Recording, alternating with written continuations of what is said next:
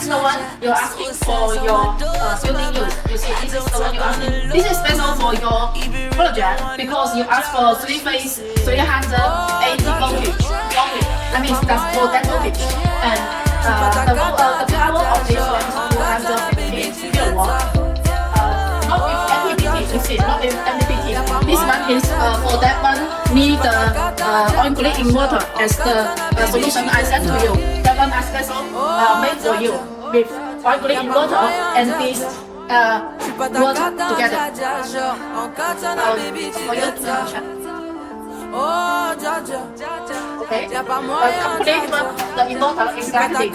This is now all complete one of the inverter. Open, here, open. Okay, then you can check.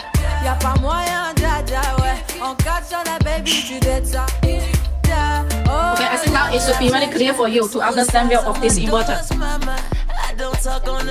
This is the EMS. This EMS is special for the inverter to monitor the whole solar power system. Through this EMS, then you can check the data of the whole solar power system, such as the battery, the inverter, the panels, all three sense components, they working together. You can see all the details through this EMS. Okay, then almost to be finished what you need now.